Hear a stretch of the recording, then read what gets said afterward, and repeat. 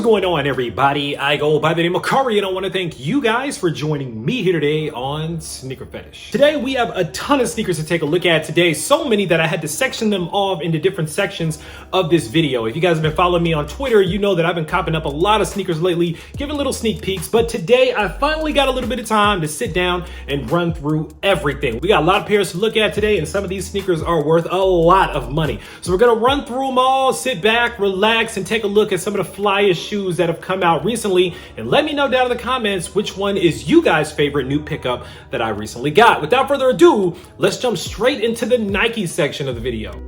Boom. And there it is, ladies and gentlemen. This is the black Nike and Supreme Air Force One Low. Better yet known as the Air Violence One Lows, or, you know, basically the shoe that you go out and do some things that are unspeakable on the timelines in. This is that shoe right here. Now, for those of you guys who know me, I've been trying to acquire the Supreme Air Force One Low for a long time. As a matter of fact, from the first time that they first came out, which was, I think, last season, and I've been trying to get them. I've been trying to be patient, but I finally caught a W on a black pair. And then a homie of mine on Twitter actually hooked me up with the white pair. So mission complete. Now I have the full set between the white Supreme Air Force One and the black Supreme Air Force One.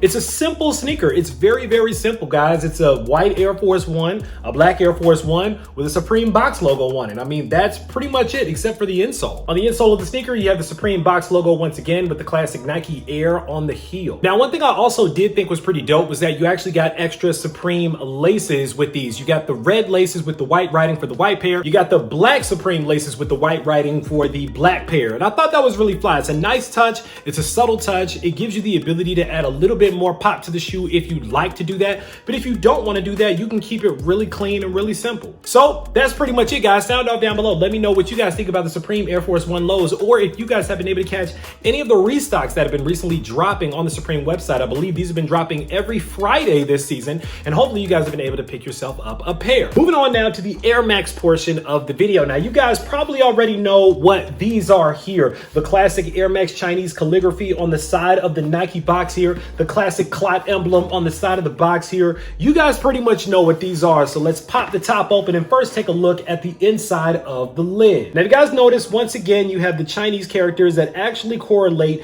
to a different portion of the body. So these, of course, have to do with reflexology in the foot. So if you guys remember on Pharrell's sneakers, sometimes it has that outline of the foot and it says different pressure points that actually trigger certain portions of the body depending on if you massage that portion of the foot. Same thing here. So every portion of the body that's affected by a certain area of the foot, it's listed right here. You also have this really nice design element on the box as well. I really, really like this. I believe that translates to clot family or something like that, but really like the box on these. It's really dope. Let's take a look at the shoe.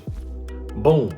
And there it is, ladies and gentlemen. This is the Clot and Nike Kiss of Death Air Max 1 for 2021. Big grail status for a lot of people, this sneaker right here. A lot of people were trying to get their hands on these if they were not able to get their hands on them when they originally released back in 2006. If you guys remember, this was actually the first collaboration between Clot and Nike for a sneaker. This sneaker was actually designed to bridge the relations between the East and the West over in Asia. All right, on this shoe, really, really nice materials, first of all, but you're gonna notice that the sneaker is very thin because there really isn't much padding inside of the shoe. So the leather is nice, especially this ostrich type leather that's on the top of the sneaker. Very, very nice, but you don't get much support. You're not gonna get a whole lot of cushioning inside of there. Now, because of that reason, that's also why this sneaker fits large. This sneaker isn't even gonna fit me. You're gonna need to go probably a half size down on these if you don't already have them. And if you have a narrow foot, kind of like mine is, you're gonna need to go a full size down. So I probably could go a full size down on these, probably down to an 8.5, and I'll probably be fine. Moving down from there, you also have this white leather on the collar of the sneaker here, very nice with the green eyelids. You also have this patent leather swoosh on the lateral and medial side with that red kind of faux crocodile type of print inside of there. Really nice suede on the quarter panels of the sneaker. Taking the top down, look at the shoe. Of course, the big attraction on this sneaker, just like the 06 version, but a little bit tweaked, is the perforated, aerated, clear toe box on these. The reason why they had to poke holes in the toe box this time is because a lot of y'all were wearing this shoe in your bare feet and it was fogging up the sneaker. If you guys remember when those clear toe sneakers were a thing back in the day, clear toe Air Force Ones,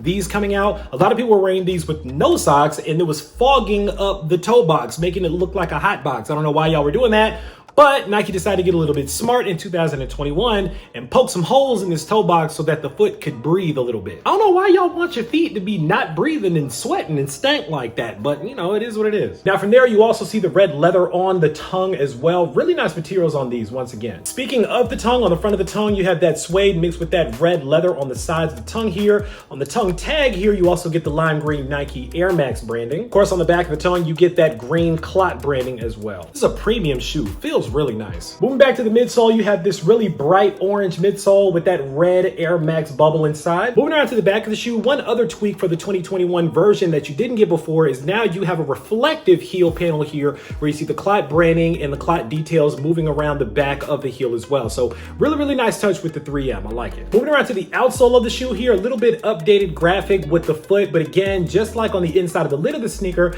this tells you the numbers of all the different zones of the foot that correlate with each portion of the body, just like we talked about at the beginning of the shoe. And on the insole here, you have a little bit more characters. You also have this really dope picture of the leg here that actually talks about the different pressure points inside of the leg as well. So this is really talking about all the different Chinese principles of reflexology, and I like it. Now, keeping up with the Air Max theme, I have a brand new Air Max Vapormax sneaker that recently came out, and I completely love the shoe. I had to have it. Luckily, my guy Big D Mills hooked me up with a pair.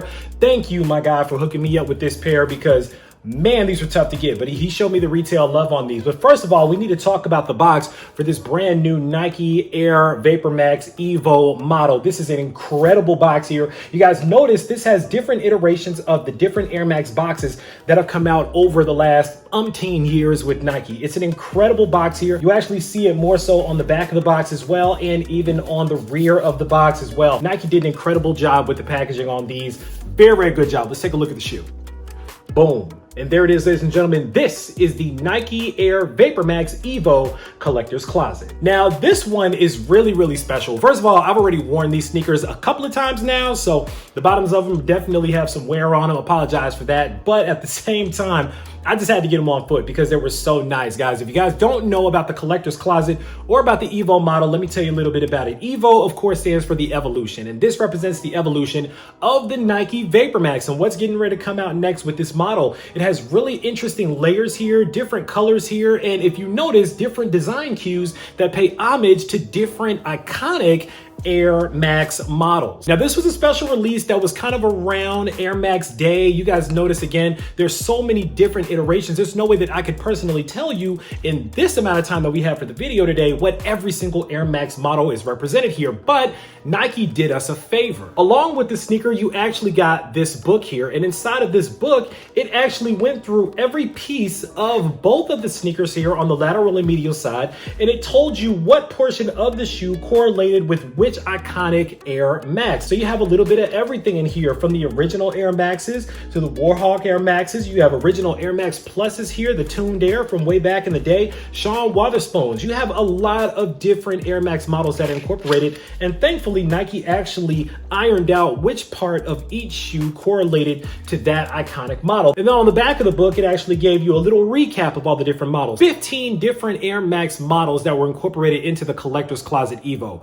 It doesn't get any more grail status than that. But there's one other thing about the shoes, well, two other things about the shoes that I really thought were dope. Let's take a look. First things first, you get this really nice 3M detailing wrapping around the toe box of the shoe here, this slight hits, but you also get this really nice big 3M detailing, really highlighting that lunar landing Air Max model here, the moon surface on those moon Air Maxes.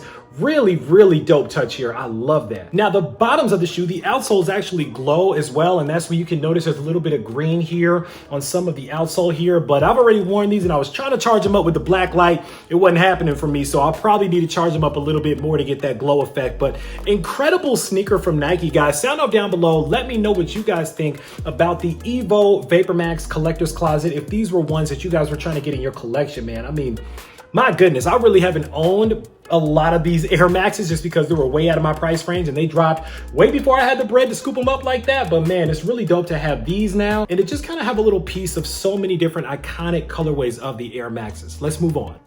Boom. And there it is, ladies and gentlemen. This is the Nike SB Dunk Low Street Hawker. Man, this right here might be my favorite pickup because I picked up this pair of sneakers for $25. Yes, I said $25. I was able to get this sneaker. I'll tell you how I did it after we take a little closer look at the shoe. Now, I know you guys have already seen the Street Hawkers. I'm not going to take a ton of time with any of these sneakers because a lot of these I know people have already kind of talked them to death. But if you guys aren't super familiar with the Street Hawkers themselves are food vendors that are actually based usually over in China. But I actually realized that there's actually a place that's called Street Hawkers that's in Nashville that I actually need to check out as well. But in any event, it's a collective of food vendors that offer usually pretty cheap little food items. Sometimes they're hotter items, sometimes they're more flower-based items. And Nike collaborated with this incredible artist, Jason Dang, that actually specializes in watercolor-based paintings to actually come up with this sneaker that actually is a kind of a mashup, kind of a what the looking sneaker. It's not actually a what the, but I guess it's a what the for different food items here. And the different food items are represented in each of the sneakers here. So you have the flour-based food items that tend to be a little bit more tame. And then you have the spicier items. That's kind of the red sneaker here with the copper toe box, with the copper pot representing that there. The silverware is also represented in the swooshes, chopsticks on the brown swooshes, regular silverware on the silver swooshes of the sneaker. So many details in the Street Hawkers just made me want them so bad. And thankfully to the homie Kixology's raffle that she runs. If you guys don't follow Kixology on Twitter, you might want to do that. She's an OG in the game and she's actually been running some incredible raffles. As a matter of fact, she just raffled off a pair of What the Dunks, the ultimate grail when it comes to dunks. But she also raffled these off and somehow, some way, I entered in the raffle for $25 and won these, a brand new pair. So thank you so much for those, Kixology. I really, really appreciate that. Packaging on these was incredible as well. If you notice here, you actually have a menu that actually looks like Street Hawkers menus that are in those little food vending collectives. Really, really dope here. I love it. All the different food items that you can get over there. Sound them down below. Let me know if you guys are familiar with Street Hawkers or street vendors or what your favorite street vendor food is. I'm really interested to know. I went vegan, so I'm kind of living vicariously through you guys. On the right shoe here, the back of this is made to represent shaved ice. On the front of the shoe, around the toe box of the shoe, that's spicy hot pot. And like I mentioned, the copper pot in the toe box is made to look like the pot that the spicy hot pot goes in. On the left shoe, wrapping around the toe box, that painting there represents donuts. In the eyelets here, pita bread and mutton soup. Wrapping around the rear of the shoe, around the heel here, that's actually plain noodles. And I believe you also have roast garlic in here as well. I'm trying to remember where the roast garlic is. I believe maybe the roast garlic is actually in the eyelets on the right shoe as well, the roast garlic here. So all those different food items, plus you have the embroidered Chinese coin on the lateral heel of the left shoe here, again made to represent the way that you would pay, of course, for these Street Hawkers. So this is one of my favorite SB drops in a very long time. I love the story behind these. I love the back heel tabs here where you have the brown leather on the right shoe, you have the yellow canvas on the left shoe here. I believe this stands for Nike if I'm not mistaken, but correct me if I'm wrong down in the comments. You even got extra laces with these, the green and brown, of course, made to correlate with the green and brown on the left shoe. Really, really nice job here with these. I love these sneakers, man. Even the insoles are incredibly done with more water-based color paintings here, representing the light and the sky, and then the dark, kind of the spicier side of the shoe as well. Incredible job by Jason Dang. Incredible job by Nike with these. Now, keeping with the Dunk SB part of the video here, there's an incredible sneaker, very, very popular, very, very expensive sneaker that was actually sent in to me by my guy, Zach. You guys can find him at Tesoro there. If you guys are familiar with his business, if you guys are not familiar with his business, I will link him down below, but he actually does sell shoes and he actually sent me these to take a really close look at. Thank you for your trust, first of all. Let's dive into it. Boom. And there it is, ladies and gentlemen. This is the Nike and Supreme SB Dunk Low in black and white. Just holding these in my hand feels very expensive. I'm gonna tell you that right now. You're looking at about a $1,200 sneaker right now at a retail price of $100. Now, what I want you guys to sound off down in the comments and let me know is, are these actually worth the prices? And I'm not here to say if they are or are not worth the prices. I'm just here to say what they are worth right now. Taking a quick look at this shoe, again, it's another SB Dunk Dunk Low. Nothing different about it. Of course, paying homage to the 2003 Nike and SB Dunk High Pack. Just like that old school pack, that you have the same stars that are in the quarter panels on both the lateral and medial side. You also have that kind of faux crocodile looking black leather wrapping around the heel of the shoe, down the eyelets and around the toe box. Moving on to the back of the shoe here, gold stitched Nike on the back. Taking the top down, look at the shoe here, flat black laces with these, as opposed to the kind of laces that we would normally get with a Dunk. Flat black laces on these with a really nice gold Supreme Dubray at the end of the sneaker. You guys remember that gold Dubray was very similar to the 2003 models as well. So paying a lot of homage to the high models in these, just this time with a low top version. You're gonna get black laces plus extra white laces with these as well. On the left shoe, you're also going to get that world famous Supreme hang tag. It's a small hang tag, but it's there. Speaking of world famous, that's actually on the tips of the shoelaces as well. And last but not least, on the insoles of the shoes here, you have the red classic Supreme insole with the word Supreme spanning across the left all the way to the right insole. Now, I recently picked these up. These here are the plain black and white Dunk Low retros. Now, these were about $100, but you could probably get these on resale for about double the price right now, about $200. Then you have the black and white Supreme. Now, the difference here, $200 versus $1,200 for this sneaker. My question to you guys is, would you pay an extra $1,000 for these as opposed to having these? Why or why not? And again, there's no wrong answer here. I think it's just really interesting that this sneaker is worth so much bread. I get how iconic the shoe is. I get it's a Supreme collab. I get it was really hyped up, but $1,200 is even cheap when you compare it to the green version of the sneakers that I think are going for over $2,000 right now. I don't understand why they're worth that much money, but at the end of the day, it is what it is. So I'm not knocking it, but it's just like, wow, I guess I'm gonna just be holding on to my black and whites. And I saw a couple of people actually make some fun of it and actually go to like Office Depot, get some gold stars and just throw them in the quarter panels. Hey, maybe I'll do that and just make a custom out of these, because I feel like I could probably replicate this for not that much money with these. I don't know, sound off below, let me know. Well, that ends the Nike portion of the video. Now we're moving on to the Yeezy portion of the video. And we're starting off here, first of all, with the brand new 700 that just recently dropped. Boom. And there it is, ladies and gentlemen. This is the Adidas Yeezy 700 version 3 Kyanite. What in the blue blazes is Kyanite? And why does Kanye keep coming up with all these weird names for all of these sneakers? Well, first of all, the Kyanite has to do with the blue portion of the 700 version 3. It's a 700 version 3. There's really not much to talk about. They still got that screen door material. They still have that kind of prime knitish, kind of fakeish, whatever that is on there. The thick EVA midsole here with no boost technology, with the same $200 some odd price tag. If you don't like the infinity lacing system, you did get an extra set of black laces with these as well, just in case you still want to go traditional. But like I mentioned, what in the world is Kyanite? Well, simply put, Kyanite is an aluminosilicate mineral found in aluminum-rich metamorphic pegmatites or sedimentary rock. Or you could just say it's a gemstone that's typically found in quartz. But that's pretty much all there is to it. It's not a really super serious or complicated meaning behind the sneaker. It's just the blue that radiates throughout the off-white kind of creamish looking midsole here. And I'll be honest with you, I do like the contrast of the colors. If I've said it once, I've said it 1,000 times. The 700 version 3 is a good looking sneaker. I just think it's a very cheaply made sneaker for the money. But here we are once again. Now, thank goodness these aren't going for the crazy prices that some of its predecessors have gone for. The prices seem to have calmed down on the 700 version 3, and I'm guessing that's because people actually realize that these are a very cheap sneaker. So people already have a pair, or if they want to get a pair, they're not willing to pay a ridiculous amount of money for certain colorways. But sound off down below. Let me know what you guys think about the 700 version 3 Kyanite.